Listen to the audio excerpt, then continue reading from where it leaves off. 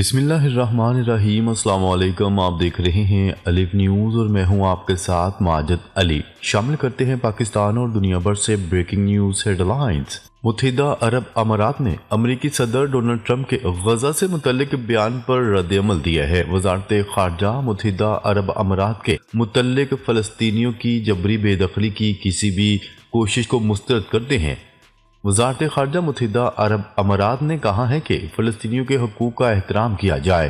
علاقائی استحکام صرف دو ریاستی حل کے ذریعے ممکن ہے۔ وزارت خارجہ کا کہنا ہے کہ امریکہ کو ایسے اقدامات سے گریز کرنا چاہیے جس سے خطے کے استحکام کو خطرات لاحق ہوں۔ دوسری جانب ڈائریکٹر ہیومن رائٹس واچ کے مطابق فلسطینیوں کو بے گھر کرنا گھناؤنا منصوبہ ہے۔ قوانین مقبوضہ علاقے سے جبری بے دخلی سے منع کرتے ہیں۔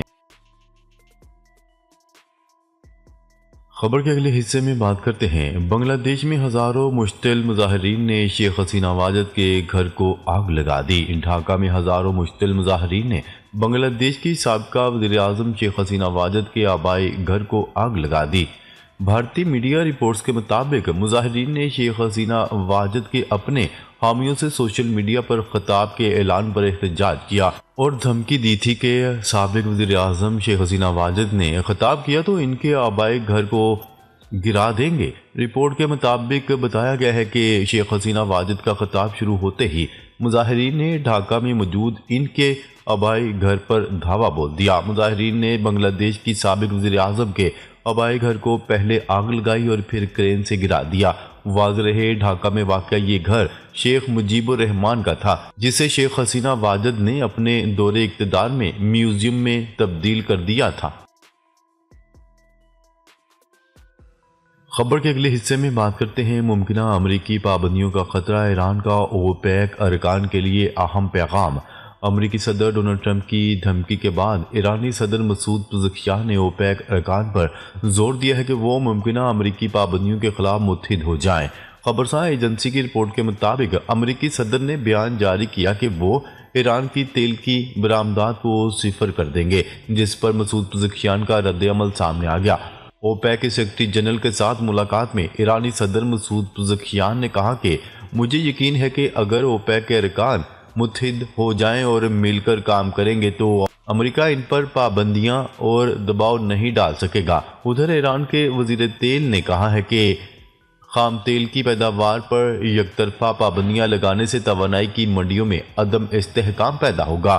انہوں نے کہا تیل کی منڈیوں کو غیر سیاسی کرنا توانائی کی سلامتی کے لیے اہم ہے۔ تیل پیدا کرنے والے بڑے ممالک کے خلاف یک طرفہ پابندیاں عائد کرنے اور اوپیک پر دباؤ ڈالنے سے تیل اور توانائی کی منڈیوں کو غیر مستحکم کرنے کے ساتھ ساتھ دنیا بھر کے صارفین کو نقصان پہنچے گا۔ ڈونلڈ ٹرمپ نے ایران پر زیادہ سے زیادہ دباؤ ڈالنے کی مہم شروع کی ہے جس میں اس کی تیل کی برآمدات کو صفر تک لے جانے کی کوشش بھی شامل ہے تاکہ اس کو جوہری ہتھیار حاصل کرنے سے روکا جا سکے۔ خبر کے اگلے حصے میں بات کرتے ہیں فلسطینیوں کو غزہ سے جبری برطرف کرنا بین الاقوامی قوانین کی کھلم کھلا خلاف ورزی ہے۔ اقوام متحدہ نے دو ٹوک پیغام جاری کر دیا۔ اقوام متحدہ کے سیکرٹری جنرل انتونیو گوتریس نے کہا ہے کہ فلسطینیوں کو غزہ سے جبری بے دخل کرنا بین الاقوامی قوانین کی کھلم کھلا خلاف ورزی ہے۔ انتونیو گوتریس نے ڈونلڈ ٹرمپ کا نام لیے بغیر گزشتہ روز ان کے بیان پر رد عمل کا اظہار کرتے ہوئے کہا ہے کہ ایسے بیانات سے حالات مزید خراب اور پیچیدگی کی طرف جا سکتے ہیں۔ ہم فلسطینیوں کے دو ریاستی حل کی توثیق کرتے ہیں۔ انہوں نے کہا غزہ کے مسئلے کا پرامن اور مستقل حل تلاش کیا جائے اور اس کے لیے سب کو بین الاقوامی قوانین کا احترام کرنا ہوگا۔ اقوام متحدہ کے سیکرٹری جنرل انتونیو گوتریس نے امریکی صدر ڈونلڈ ٹرمپ کو غزہ میں نسلی صفائی کے خلاف خبردار کیا ہے۔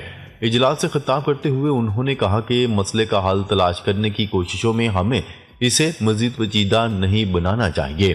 اس سے قبل انتونیو گوتریس نے اردن کے بادشاہ عبداللہ سے بھی خطے کی صورتحال پر بات چیت کی تھی، جس کے بعد فلسطینی اقوام متحدہ کے سفیر ریاض منصور نے کمیٹی میں کہا کہ بادشاہ عبداللہ اگلے ہفتے واشنگٹن میں ڈونلڈ ٹرمپ کو عرب ریاستوں کی جانب سے ایک ہم آہنگ پیغام دیں گے۔ سفیر ریاض منصور نے کمیٹی میں کہا کہ ہمارے پاس فلسطین کے سوا کوئی ملک نہیں، غزہ اس کا قیمتی حصہ ہے اور ہم غزہ نہیں چھوڑیں گے۔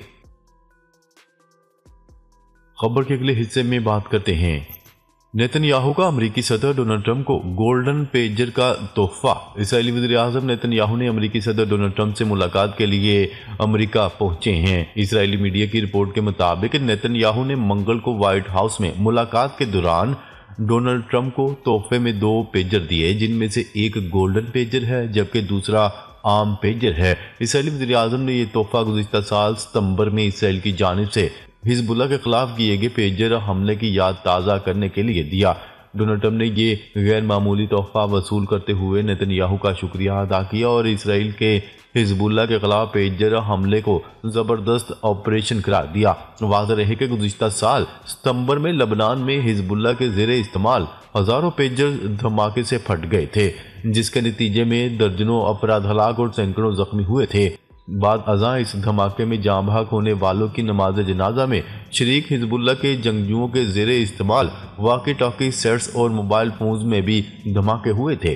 ان دھماکوں کے تقریباً 2 ماہ بعد نیتن یاہو نے اعتراف کیا تھا کہ لبنان میں ہونے والے دھماکوں کے پیچھے اسرائیل کا ہاتھ ہے۔ انہوں نے بتایا تھا کہ اسرائیلی انٹیلی جنس ایجنسی موساد نے حزب اللہ کی جانب سے آرڈر کیے گئے پیجز کے اندر دھماکہ خیز مواد بھر دیا تھا۔ خبر کے اگلے حصے میں بات کرتے ہیں امریکہ نے پاناما کینال کے استعمال پر فیس ادا کرنے سے انکار کر دیا۔ امریکی محکمہ خارجہ کے مطابق امریکہ کے سرکاری بحری جہاز فیس ادا کیے بغیر پاناما کینال سے گزریں گے۔ سرکاری بحری جہازوں کے فیس نہ دینے سے سالانہ لاکھوں ڈالر کی بچت ہوگی۔ پاناما کی حکومت نے فیس وصول نہ کرنے پر اتفاق کر لیا۔ خیال ہے کہ دنیا کے 2 اہم سمندروں یعنی بحر الکاہل اور بحر اوقیانوس کو ملانے والی پاناما کینال، جس کی ملکیت پاناما کے پاس ہے لیکن اس کی تعمیر میں امریکہ کا کردار کلیدی تھا۔ سوئز کینال کی طرح پاناما کینال دنیا کی اہم آبی گزرگاہوں میں سے ایک ہے۔ خبر کے اگلے حصے میں بات کرتے ہیں دنیا کے 10 طاقتور ترین ممالک کی فہرست جاری، بھارت کو فہرست میں شامل نہیں کیا گیا۔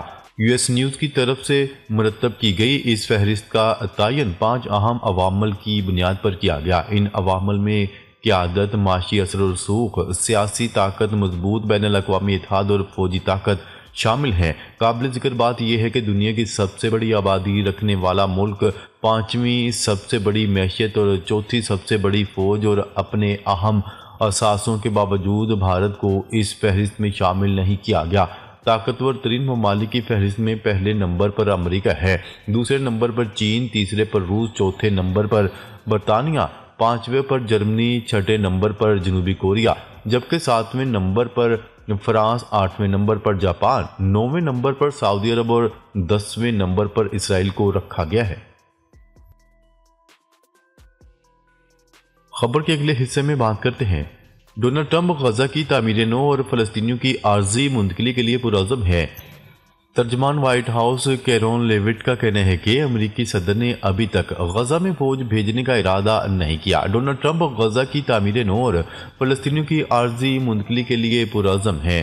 ترجمان وائٹ ہاؤس کیرون لیوٹ کا کہنا ہے کہ صدر ڈونلڈ ٹرمپ چاہتے ہیں فلسطینی عوام ایسی جگہ رہیں جہاں امن ہو۔ نیتن یاہو غزہ پر ڈونلڈ ٹرمپ کے ریمارک سے پہلے ہی وقف تھے۔ غزہ سے فلسطینیوں کی جبری بے دخلی عالمی قوانین کی خلاف ورزی ہے۔ سیکرٹری جنرل اقوام متحدہ انتونیو گوتریس کا امریکی صدر ڈونلڈ ٹرمپ کے بیان پر رد عمل میں کہنا تھا کہ اس طرح کے بیانات دے کر حالات کو مزید خراب نہ کیا جائے۔ عالمی قوانین کا احترام سب پر لاگو ہوتا ہے۔ فلسطین کی 2 ریاستی حل کی توثیق کرتے ہیں۔ غزہ کے مسئلے کا پرامن اور مستقل حل تلاش کیا جائے۔ یورپی یونین نے امریکی صدر ڈونلڈ ٹرمپ کے بیان پر رد عمل میں کہا ہے کہ غزہ مستقبل کی فلسطینی ریاست کا لازمی حصہ ہے۔ فلسطین کے 2 ریاستی حل کے لیے پرعزم ہے۔ غزہ میں امن کے لیے سب کو کردار ادا کرنا ہوگا۔ ناظرین، اب تک کے لیے اتنا ہی۔ مزید خبریں لے کر بہت جلد آپ کی خدمت میں حاضر ہوں گے۔ تب تک کے لیے اپنا خیال رکھیے گا۔ اللہ نگہبان۔